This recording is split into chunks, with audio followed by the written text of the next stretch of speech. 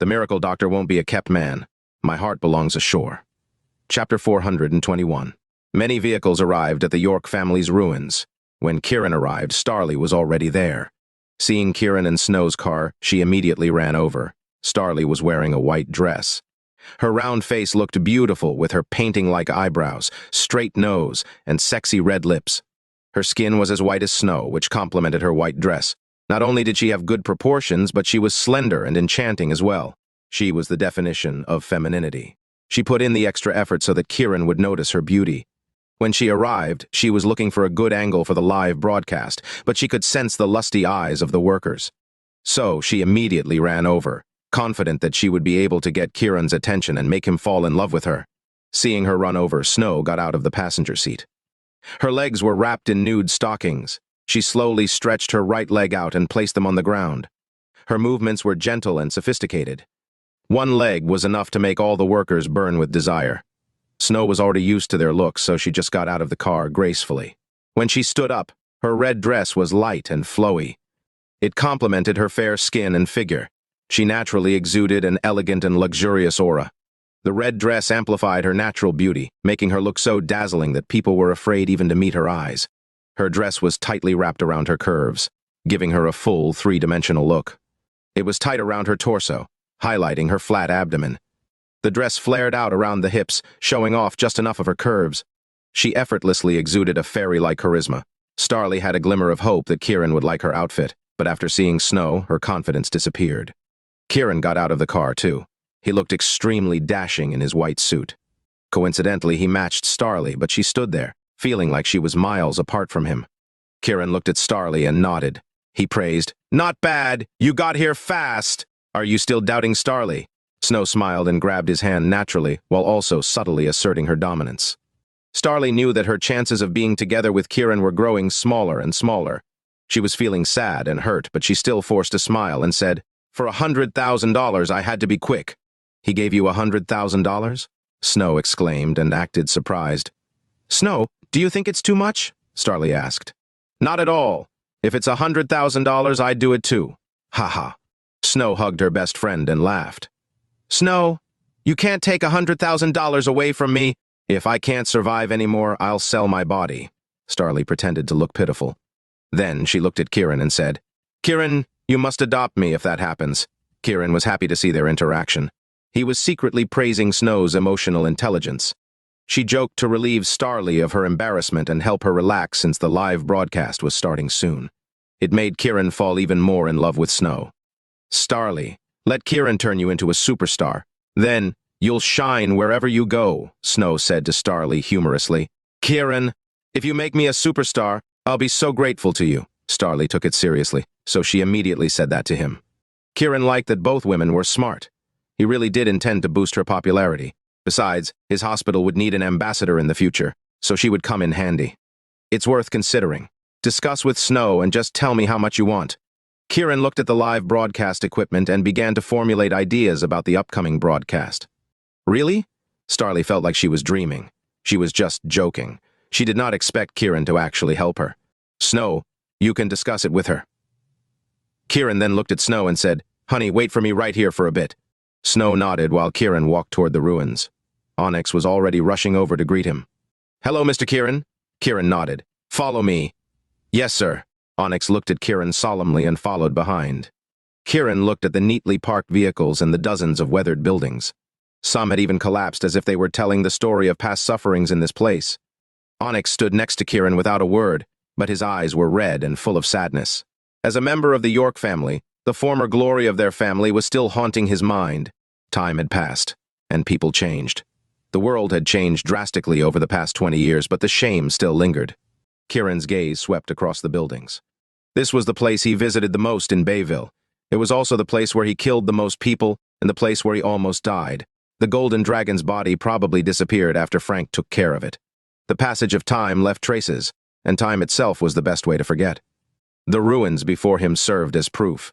It was his mother's death anniversary today, but the thought of his mother dying from depression and the York family not having anywhere to be buried overwhelmed him with emotions. The past would be the past, and the future would eventually be the present. Kiran calmed himself down, and he was filled with hope and anticipation. He turned to Onyx and said, "How are you feeling?" "Mr. Kiran, I feel pain." Onyx, a fierce and tall man, started choking back tears.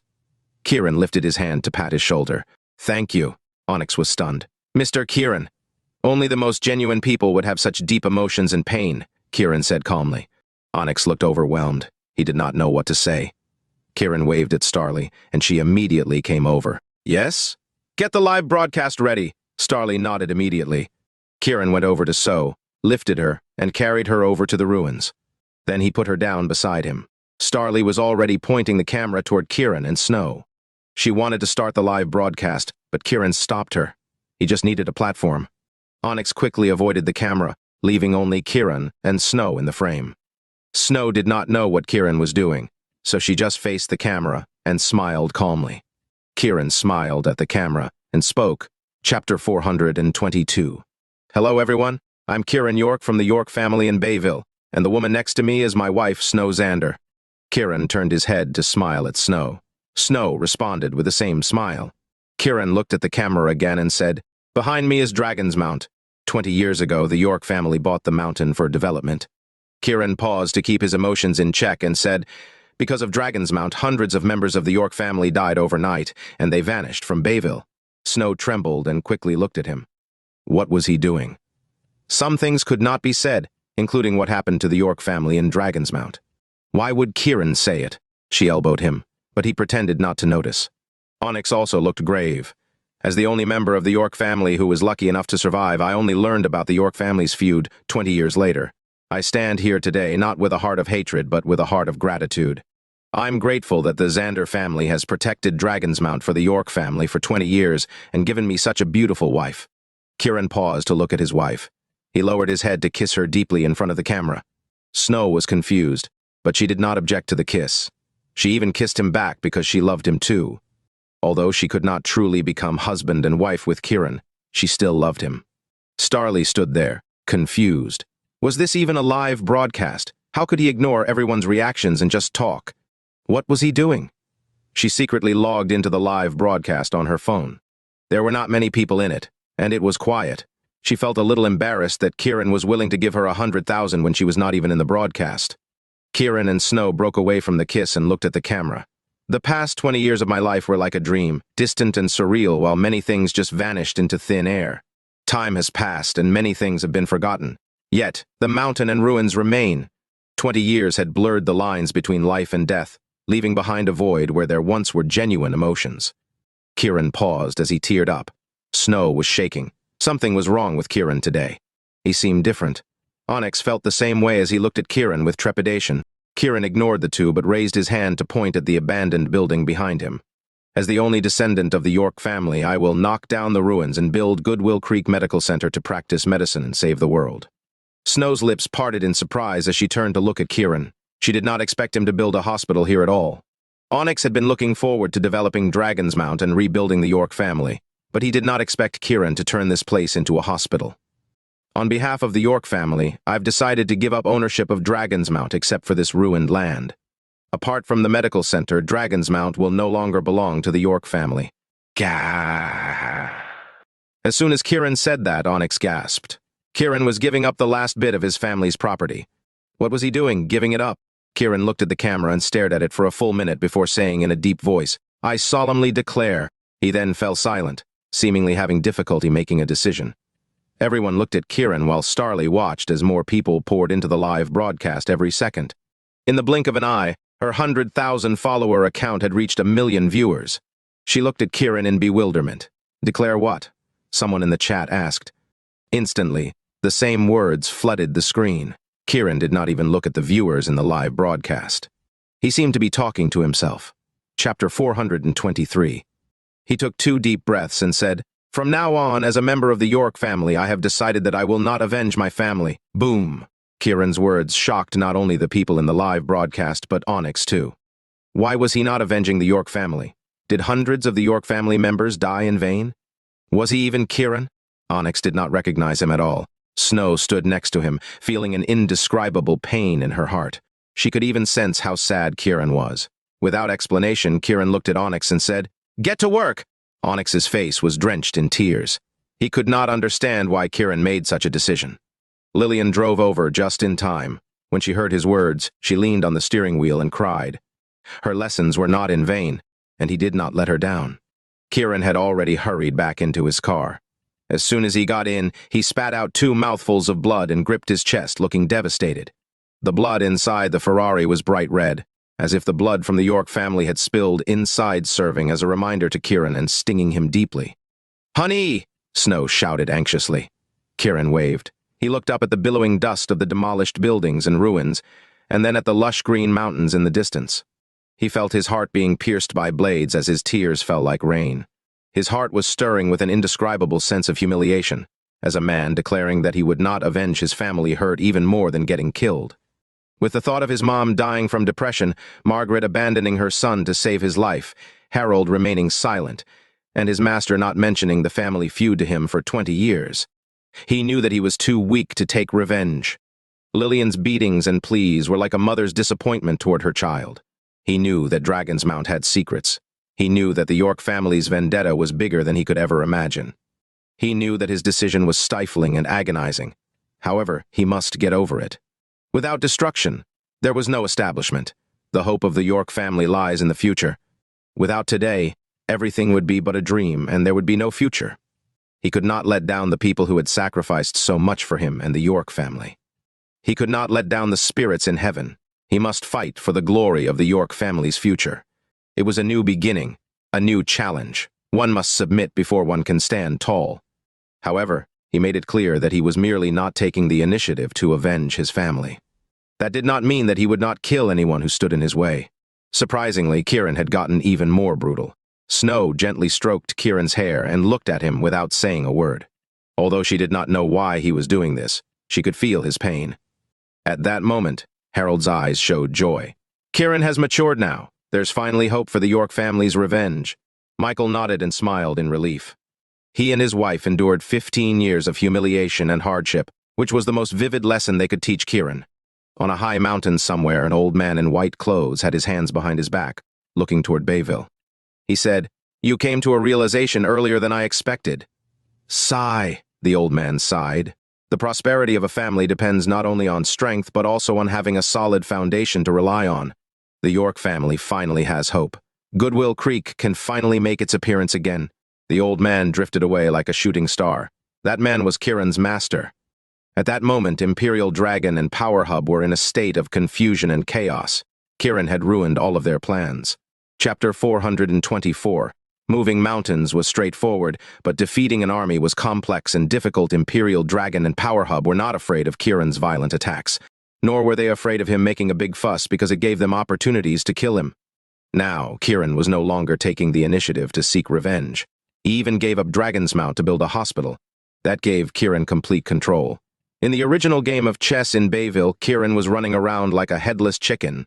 They suffered some superficial losses, but it did not affect them as a whole. They planned to wait for Kiran to make a big scene before attacking him.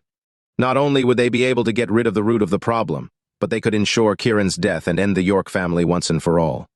Although many people knew about the downfall of the York family, they were still able to cover it up on the news and prevent people from looking into the matter. Now that everything had come to light and everyone knew about what happened, the tables had turned. Imperial Dragon was the first to react. They sent Panthergate back to Bayville to participate in the three families' business, hoping to lure Kiran to fight back. Once Kiran killed the people from Panthergate, they would have the opportunity to fight back. Powerhub was more cautious. Just then, Lindsay's father, Finn, called her. "What is it, Dad?" Lindsay asked. "How's your sister doing?" "She's in stable condition and she's not in danger anymore." "Great. After she recovers, send her home." "She won't go back. She doesn't like me, and she seems angry with me." "What is she trying to do? We're family." Lindsay did not say anything about her kidnapping Yvonne and taking photos and videos of her. Although they had been deleted, they still traumatized her. How could she be blamed for that when she did not know she was her sister at the time? Plus, Yvonne was not wearing the pendant at that time. If she had seen her wearing it, she would not have done that. "Lindsay, did you watch Kiran's live broadcast just now?" "I did. What is that man up to?" Lindsay was happy that Kiran was not seeking revenge. She thought that as long as she did not offend him, she would be able to find ways to get closer to him and maybe make him fall in love with her. She never would have thought that the dignified daughter of the Ludwig family, the goddess in the eyes of countless men, would fall in love with Kiran. She was willing to change everything about herself for him. Her father did not pay attention to any of that. He did not expect Lindsay to fall for any man.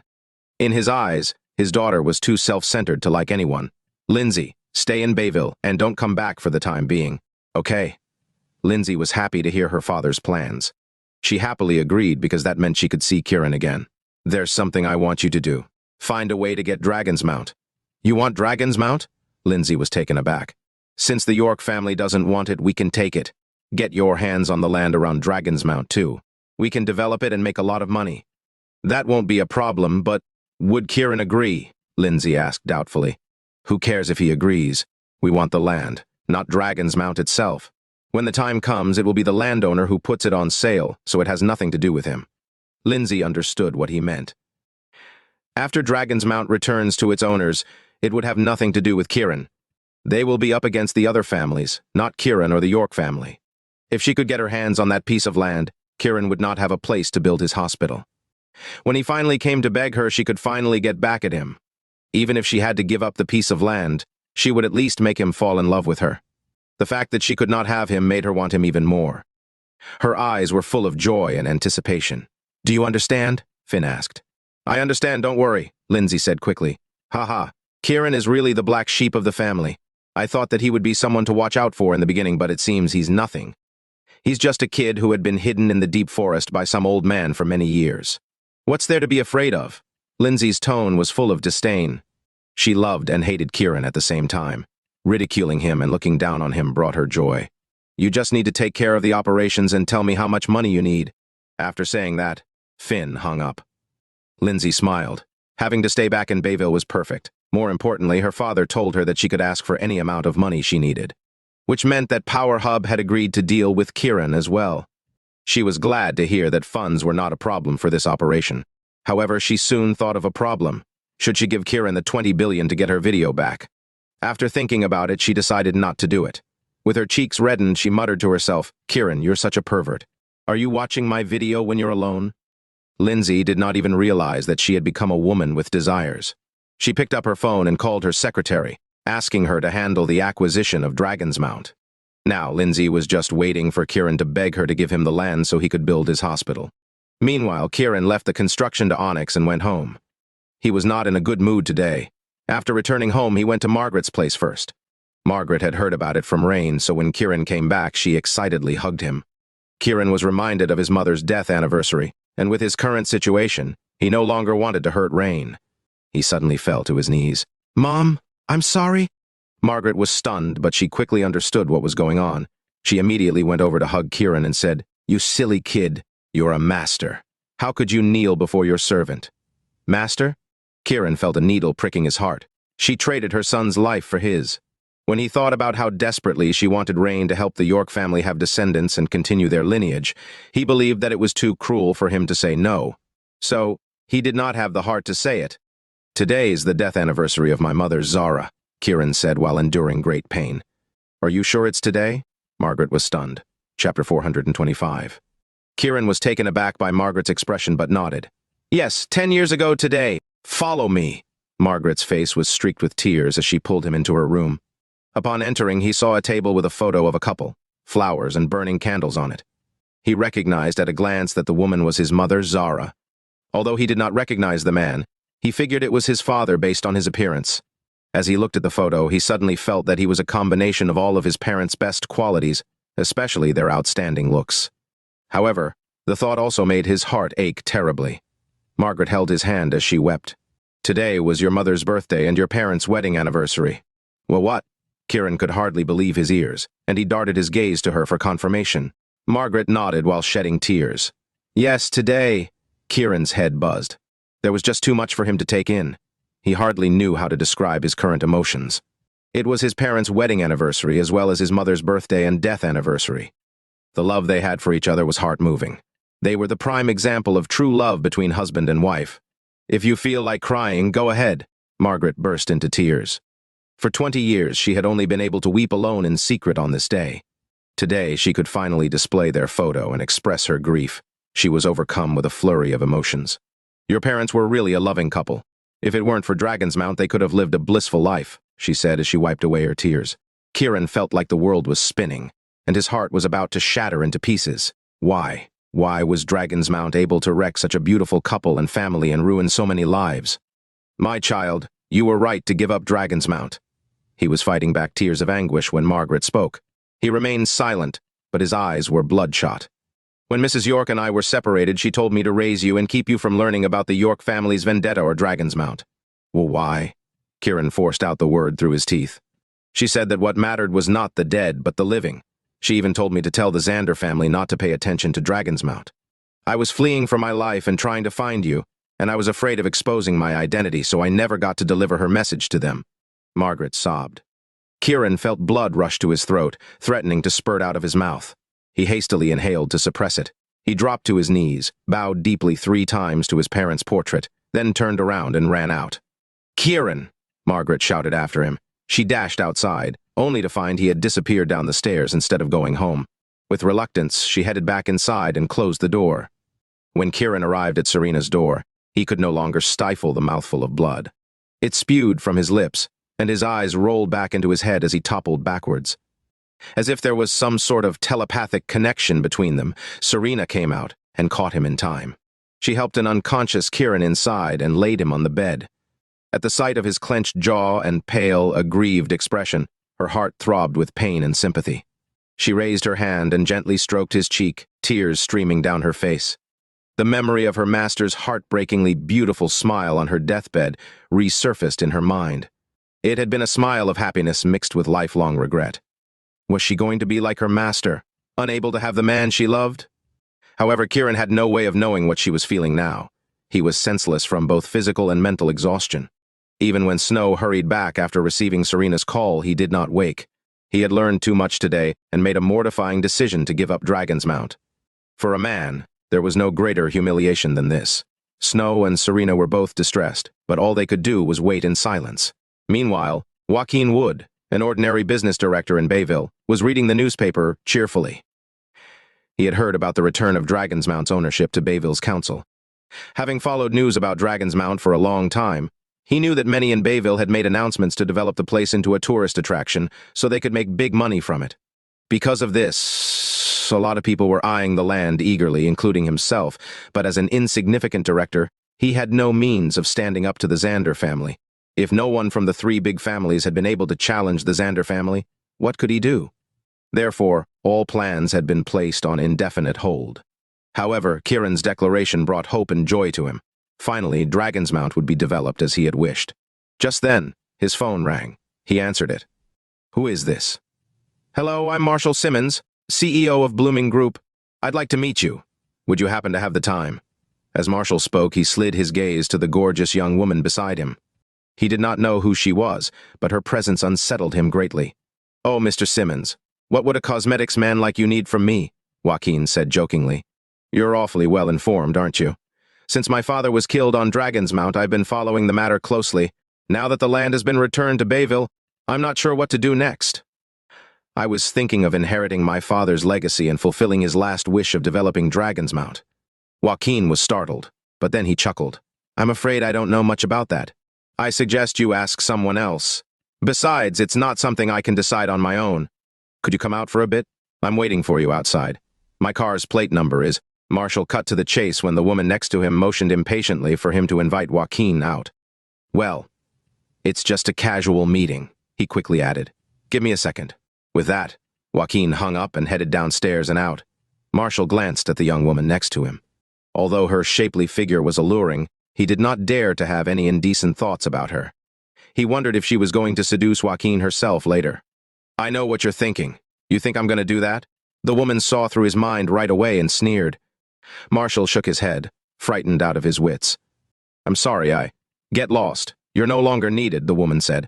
Marshall was infuriated, but remembering how domineering she had been when she had sought him out, he got out of the car and obediently left.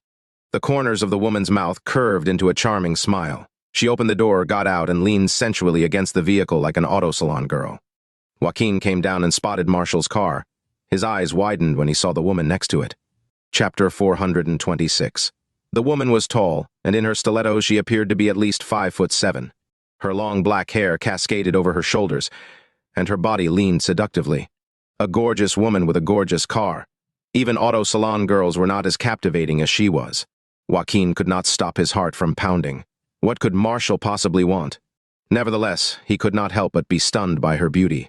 When the woman noticed him staring, she deliberately ran a hand through her tresses, smoothing them out and letting the wind ruffle them gaily.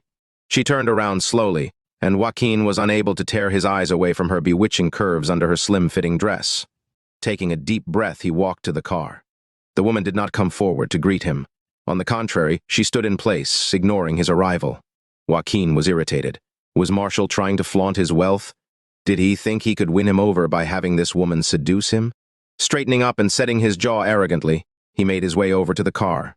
He thought Marshall had dallied getting out because he was a pretentious snob, but some time passed and still no one came out. Had Marshall tricked him? After a moment's hesitation, Joaquin whirled around to leave. "Sir, Mr. Simmons has gone to the bathroom. He told me to wait for you here." The woman slowly parted her plump and bright red lips, revealing white and even teeth which had a faint fragrance. Joaquin scoffed. Was blatantly ignoring his arrival her way of waiting for him? What made her think she could behave so arrogantly toward him? Disgruntled, he said nothing and turned to leave again.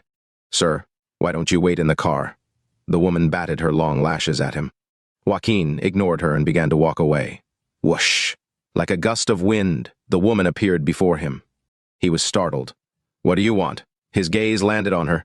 Her black dress was cinched at the waist and hugged her slender midriff, making her look enchanting and alluring. However, he quickly glanced away, anger flashing in his eyes. The woman seemed unbothered by his reaction. On the contrary, she was dignified and serene. However, there was now an envelope in her hand. What's the meaning of this? Joaquin eyed her warily. He kept his hands behind his back, clearly showing his reluctance to accept the envelope. "I think you should take a look." The woman's voice was soft and silvery. Her sweet smile, flowing dark hair, and misty eyes only elevated her beauty. Joaquin regarded her doubtfully. Since the moment they met, she had only addressed him as Sir and nothing else, not even by his last name, which meant that she did not intend to trick him. What was in that envelope?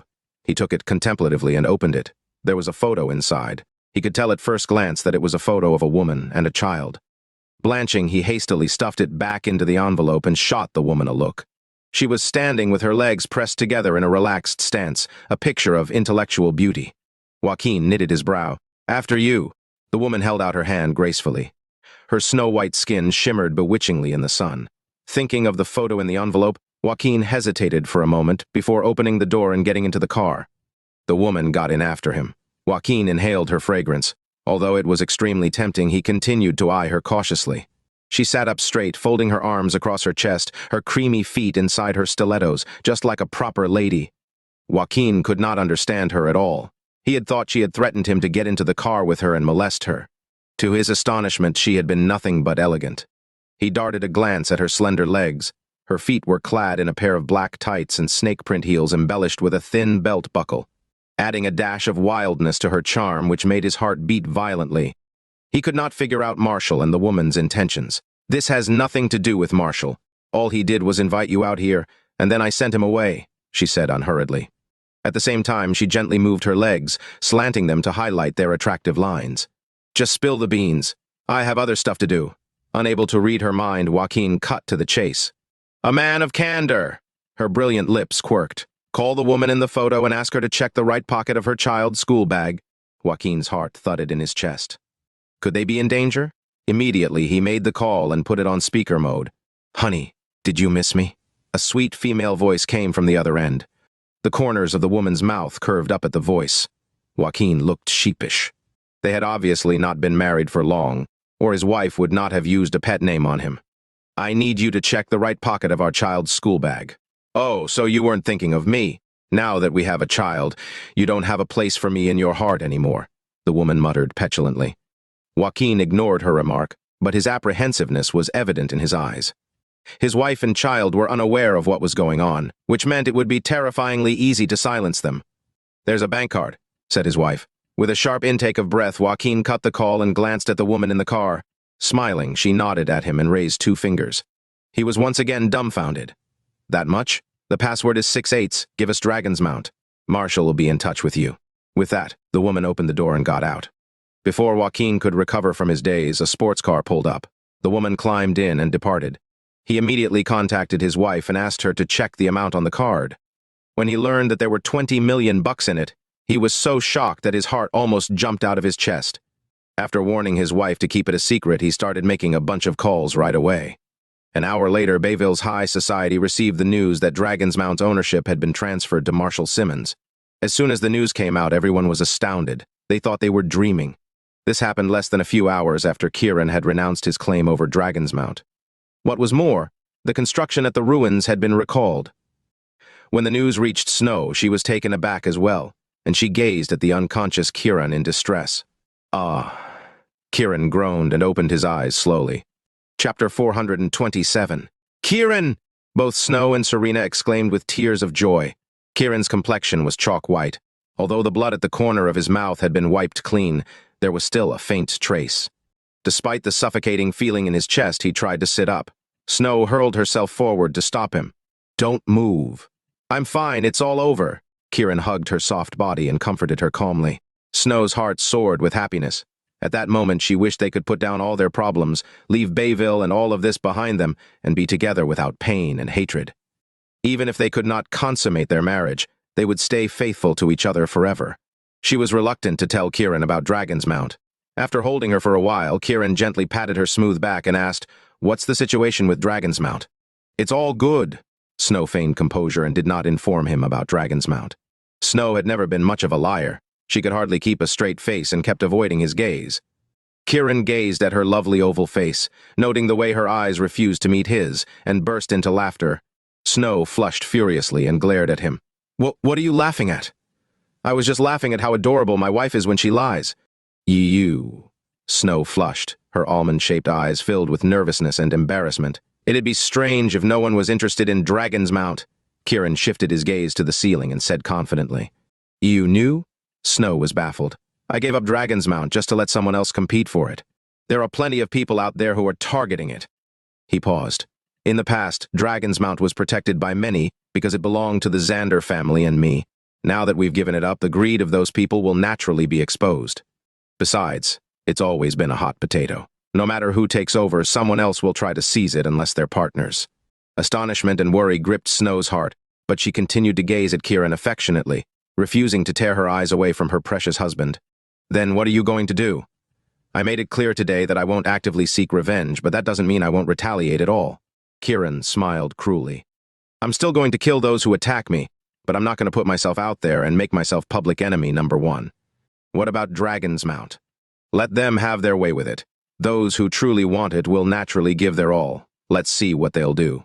I don't believe they'll be like the York family and not develop the land for 20 years. Kiran was unruffled. Snow finally calmed down. Now she knew Kiran was making concessions in order to gain advantages. He had not shifted his goal from Dragonsmount and his vendetta. He had only made the matter public. Even though the Xander family had guarded Dragonsmount in the past, their claim was not legitimate as the land was the York family's estate. Now, things were different.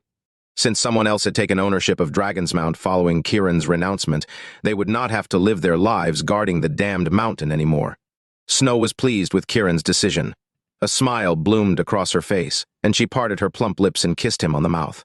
The thought that he could not take his beautiful wife to bed filled him with unspeakable regret, so he hugged her tightly as they immersed themselves in a passionate kiss. Serena left the room quietly.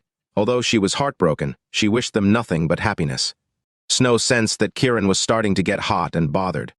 Afraid that the spell would harm him again, she bit down on his tongue hard. The pain brought Kiran to his senses, and he separated himself from her. Snow's blushing face was as radiant as a blooming begonia flower. Greatly endeared, Kiran raised his hand and cupped her cheek. "From now on, I'm going to focus on studying medicine. I promise I'll find a way to solve this problem, and then I can sleep with you." His words amused Snow. "I thought you wanted a divorce. And I thought you were a big fat pig," Kiran quipped. "Screw you," Snow whined, turning red. "I will make you a big fat pig," Kiran declared solemnly. What did you say?" "If I sleep with you and get you pregnant, won't that make you a big fat pig?" Kiran gazed at her lovingly. Snow was as red as a tomato. Although his words were obscene, she said merrily, "Then I guess I'll have to work hard to become one." Kiran caressed her silky hair. "Are you serious about that, silly girl?" "Of course. I have to be," Snow blushed. "Who owns Dragonsmount now?" Kiran suddenly asked. Marshal. Although Snow was taken aback by his abrupt question, she answered him truthfully. Looks like Powerhub Investment Group's the one who cares more about Dragonsmount. Kiran was somewhat surprised. Who did you think would care more? Snow wanted to know. The Imperial Dragon. Given the red dragon Jade and the snakes in the cave, Kiran had thought the Imperial Dragon would naturally emerge as the new owner of the mountain. However, that was not what was happening now. Now that Dragonsmount has been sold, how are you going to build your medical center? Snow asked. I'll still build it on Dragonsmount. Snow shot him a puzzled look. Grinning, Kiran explained. I said I'd give up Dragonsmount except that piece of land, not the whole mountain. Besides, I haven't signed anything. Aren't they being a bit too hasty? Well, Snow suddenly realized he was right. I bet Lindsay's going to contact me anytime soon. Kiran chuckled. Her? Buzz? Snow's cell phone that Kiran was using vibrated. When Snow saw that it was an unknown number, she glanced at Kiran. Go ahead and answer it. Even though this is your phone, finding a number is hardly a challenge for them, he said. Hello? Who's this? Without another word, Snow answered the call and put it on speaker mode. Snow Xander? Lindsay's voice came from the other end. That's me, Snow replied evenly. Where's Kiran? Lindsay demanded coldly. Darling, Kiran suddenly called out. Snow's face brightened with happiness. Lindsay's heart trembled. How she wished he was calling her. Chapter 428. Why don't you ask Lindsay if she's itching to shoot another video or get her foot pricked by needles? Kiran's teasing voice sounded again. Although he was talking to Snow, Lindsay could hear every single word clearly. She was standing by the window in her heels, and at first, she had made the call haughtily. Now that she had acquired Dragonsmount, she believed Kiran would plead with her. However, his words took her by surprise and made her heart tremble. She even felt a numbing, tingling sensation spread upward from her feet like electricity, making her go weak. She quickly held onto the windowsill to stop herself from falling. Still, she instinctively pressed her legs together with a sultry expression on her face. Darling, can you help me find that video later so I can watch it? It's really entertaining. Kiran took her silence as proof that she was struggling with internal conflict, so he spoke again to trigger her. Although Lindsay longed for him to watch the video, her body went cold with hatred when she heard him ask Snow for it. All it took was a few words from Kiran to thrust her into ice and fire. Her body was so weak that she almost collapsed to the floor. She dragged herself over to the couch and flopped onto it limply, then cursed into the phone. Kiran York, you're a fucking pervert! Lindsay, what are you saying? We're on the phone. Why are you yelling at me when I didn't say or do anything to you? That isn't how a lady should behave, you know, Kiran said innocently. Don't you know what you said just now? Lindsay suppressed the impulse to lash out at him. What did I say? I'll need you to repeat it for me. Kiran chuckled. You scoundrel. Lindsay gnashed her teeth. Anyway, I'm not scared of you anymore, Kiran. Why? You said you won't actively seek revenge. That means you won't kill your enemies, which means you won't kill me. So why should I fear you? Although Lindsay's body had surrendered, her tone was still icy. That makes sense. Anything else? Kiran knew the main purpose of Lindsay's call was to discuss Dragonsmount. Now that I've made Marshal buy Dragonsmount, I'm curious to know where you're going to build your medical center, Lindsay said smugly. On Dragonsmount, of course. That's my land now, Lindsay reminded him loftily. Don't forget, I gave up Dragonsmount on the condition that I'd build a medical center there, Kiran reminded. You, Lindsay Ludwig, if you want Dragonsmount, you'd better think about that carefully, or I won't give it back, Kiran said triumphantly. Lindsay had initially called to taunt him, but to her dismay, he was perfectly calm. That was the reason she was always so frustrated by him. She exhaled angrily, feeling as if she had been slapped. However, a smile soon appeared on her face. Since she had bought the land surrounding Dragonsmount for development, she would close it off and would not build any roads to where Kiran intended to erect his medical center. What could he possibly do in that situation? Transport the construction materials and equipment by air? Her smile widened gleefully at the thought. You will beg me, Kiran. Beg you? Kiran repeated in bewilderment. Yes. In fact, you'll beg me on your knees, Lindsay said assertively. I think you're ill, Kiran snickered and added. You're delusional. Well, what did you say? Lindsay shouted, her eyes blazing. You must be delusional to even think that I'd beg you. Just you wait. With a click, she cut the call. She slammed her fist into the couch. Damn you, Kiran York. I will make you beg, mark my words. She rose to her feet, and after thinking coolly for a while, called Marshall to deliver her instructions. The latter could not help gaping as he listened to her plan. It was truly something only a woman could think of. He had no choice but to agree to it. However, after some pondering, he called Kiran. When the call did not get through, he dialed Snow's number. Even though Kiran had said he would not actively seek revenge, Marshall had learned to fear him after having been trounced by him so many times. Kiran was talking to Snow when the phone rang again. Snow answered it. "Who's this?" "Hello, Miss Snow. This is Marshall Simmons. May I know how I can contact Mr. Kiran?" Marshall asked politely. "Hold on." Snow passed the phone to Kiran. "Marshall wants to speak with you." A placid smile appeared on Kiran's face. He knew Marshall was terrified of him to the core. He took the phone calmly. "Yes, Mr. Kiran, the acquisition of Dragonsmount was Lindsay's plan, not mine. All I did was follow her instructions," Marshall explained anxiously. "I know. She just called me to show off." Marshall breathed a sigh of relief, wiped the sweat from his forehead, and continued, "She just called me and told me to give you the land for your medical center." "That woman's not entirely hopeless, I guess," Kiran remarked, smiling. Marshall bit his lip. But what?" Kiran interrupted his stammering. "She told me to close off the mountain and start developing the land at the bottom, and at the same time move the road somewhere else so there'll be no access route to your medical center." The only thought Marshall had when he recalled Lindsay's scheme. There was nothing more vicious than a woman's heart. Kiran let out a snort of laughter at the news. "You're going to develop Dragonsmount already?" "Yes. We also bought the land at the foot of the mountain, and we're planning to build houses for sale. We're looking to turn Dragonsmount into a tourist attraction." "Sure. Just go along with Lindsay's plan. But what about your medical center?" "I have my ways." With that, Kiran hung up. Having heard his every word, Snow looked at him in surprise. "What are you going to do?" "I'll make Lindsay build it for me." Kiran's lips curved up. "Her?" Snow was incredulous. "Don't worry. It's only a matter of time before the center is built." Kiran beamed confidently. However, Snow only stared at him in disbelief. Chapter 429. Kiran spent the next few days at Xander Corporation, concentrating his efforts on its business development. He even formulated various new drugs for the company to conduct production trials. He was so focused on the development and production of these new drugs that he seemed to have forgotten about Goodwill Creek Medical Center. Friday came, which meant the weekend was starting the next day. Kiran walked into Snow's office. "Honey, what are we going to do this weekend?" "How about doing what a married couple does?" Snow suggested coyly as she stood up and swayed her hips gracefully. The past few days had been delightful and relaxing in Kiran's presence. Kiran turned his head to the side and stroked his nose. "I'll castrate myself later." "Peft!" Snow burst out laughing. "I'll find you a pair of scissors then." Kiran instantly pretended to stare at her in horror. "I thought you were my wife." "No, I'm your worst enemy," Snow giggled. "Have you finished your work?" Kiran stopped teasing her and asked, smiling. "What's the plan?" Snow knew he had a goal in mind, or he would not have asked her that. "I just want to go to a nice place and enjoy the weekend with you." "Oh? I'm surprised you're in such a leisurely mood." Snow smiled. "I don't think there's been any updates on your medical center, is there?" "What's the rush?" Kiran was unruffled. "Aren't you anxious about it at all?" Snow fixed him with a puzzled and doubtful look.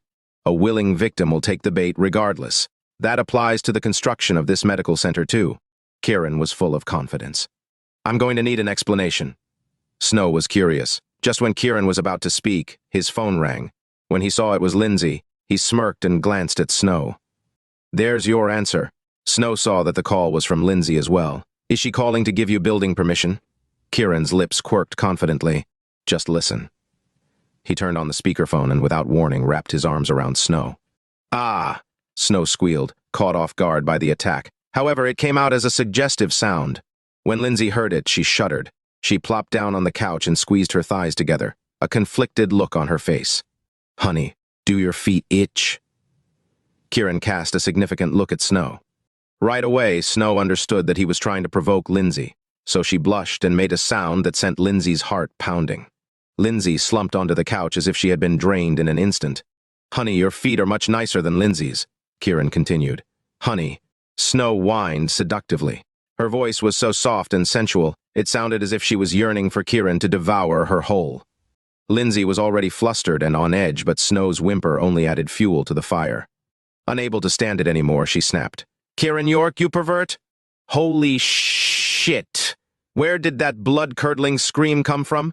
Kiran exclaimed, pretending to be shocked by her voice. "Ah." Snow let out an even more erotic moan. She tried to contain her laughter and covered her face in unbearable bashfulness. On the other hand, Lindsay was losing her mind. Her body felt like it was on fire. "Kiran, you have to cure me." "I guess it is time for you to be cured," Kiran replied readily. Lindsay exhaled, relieved by his readiness to do so. Because you're mentally ill. You bastard. She fumed at his unexpected jibe. Resisting the urge to laugh, Snow gazed at Kiran with admiration in her eyes. Lindsay was nearly mad with rage. For the past few days, she had been enduring agony. Even though there was no needle pricking her, she kept recalling the indescribably tormenting sensation. She wanted to control it, but she could not. That was why she had called Kiran, but accidentally interrupting his makeout session with Snow only fanned the flames in her. She was a heartbeat away from losing her sanity from embarrassment. Ms. Ludwig, I think you've made a mistake.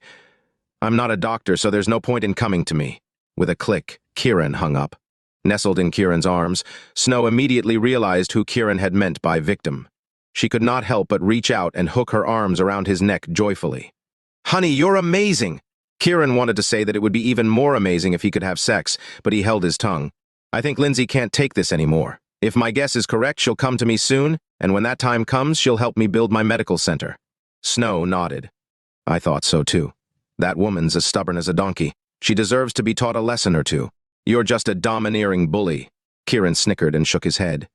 That's what she gets for trying to stop me from building my medical center. What does your silver needle actually do? How did it make her so crazy? Snow wanted to know. You want to try? Kiran smirked. Snow shook her head quickly and pinched his armpit, flushing. Don't get weird ideas, you rascal. Kiran bared his teeth in feigned pain, but said with a smile, this is the fate determined by her character. What do you mean? She's a rich snob who doesn't see men as human beings and even lied about having a husband to deceive everyone. She despises men from the bottom of her heart. Once a woman like her is defeated by a man, she'll surrender herself and obey men faithfully. Are you saying she'll obey you? Snow widened her eyes. Yes, Kiran nodded. If I ask her to come here in a maid outfit right now, she'll do it. Seriously? Snow's eyes widened with bafflement. Kiran gazed at her adorable face. Why don't we try? How? I'll call her now, address her as my maid, and tell her to come to her master's place. Let's see what she wears. Kiran grinned. Snow shook her head. I still don't believe she'll come to you in a maid outfit. Want to bet? Sure. Snow agreed on a whim. Kiran picked up the phone and dialed Lindsay. Chapter 430.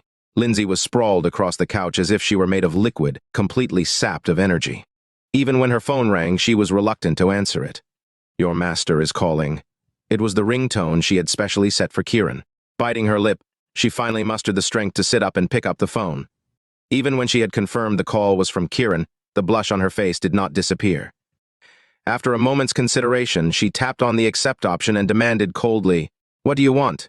Ms. Maid, your master is waiting for you in Xander Corporation's CEO's office. With a click, Kiran hung up. Lindsay had intended to scream at him. After all, it was just too humiliating for her to bear. However, Kiran had left her with nothing but an order, as if she was truly his maid. Lindsay was furious, but for some reason, being addressed as a maid stirred a strange, indescribable sensation in her. She hurled the phone onto the couch. Fuck off, I'm not your maid. She was on the verge of exploding. Still, as she lay there, the word maid kept haunting her, giving rise to a surge of mixed emotions which then sprouted uncontrollably like weeds in her. She could not stop herself from thinking about the word, and she began to seriously consider going to see Kiran. She snarled at the air. You are my man-whore! Despite her wrathful cursing, a strange sensation welled up in her. It scratched her insides like a cat's paw, so uncomfortable that her lungs threatened to burst. In the end, she felt as if her body had been emptied out. Her eyes were half-lidded like those of a woman who had just experienced the throes of passion with a man. In the end, she rose to her feet with great effort and plodded to her closet. She stopped in front of it, inhaled deeply and opened it. Sure enough, there was a maid outfit inside, and it was not the only one. The ensemble belonging to Snow that Kiran had made her wear had not been discarded.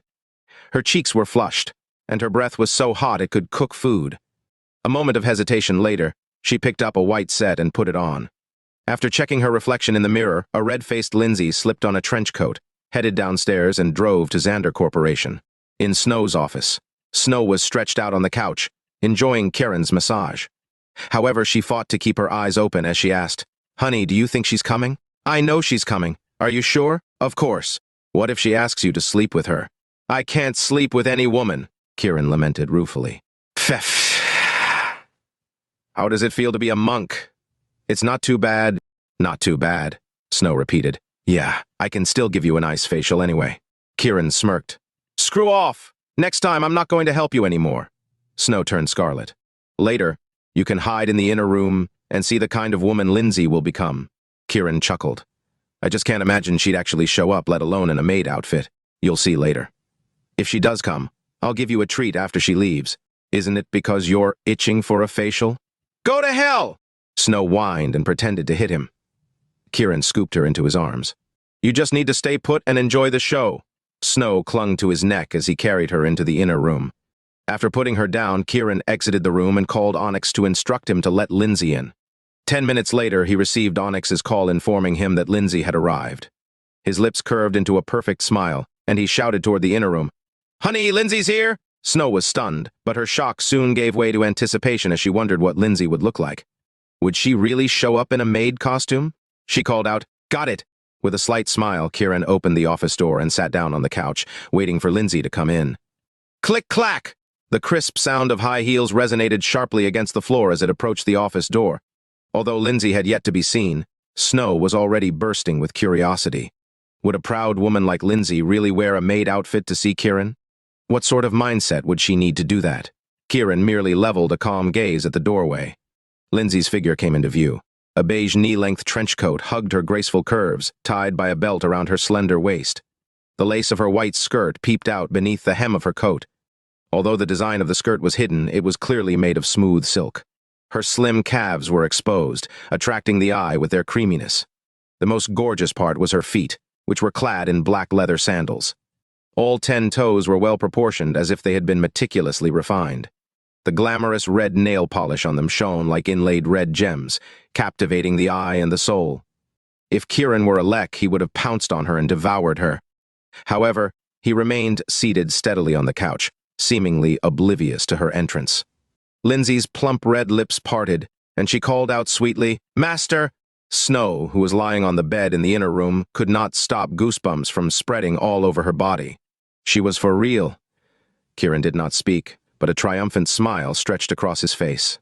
Thinking he was smiling because he was mesmerized, Lindsay glided over to him in delight. As she walked, her slender hips swayed, and her full breasts bounced. The clack of her heels echoed, and her coat swished about. Her body moved side to side, drawing an S shape, and her seductive gaze seemed to crackle with electricity. She untied her coat, revealing the clothes underneath, which were as white as the clouds in the sky. The smooth and delicate silk shone dazzlingly under the light. It clung to her body snugly, giving the illusion of undulating white waves with her every move. When she was less than 6 feet away from Kiran, she suddenly withdrew her hand from her pocket, producing a white cap which she then placed on her head. The bright red cross on it stood out under the light. Woo. She slipped off her coat to reveal her entire body,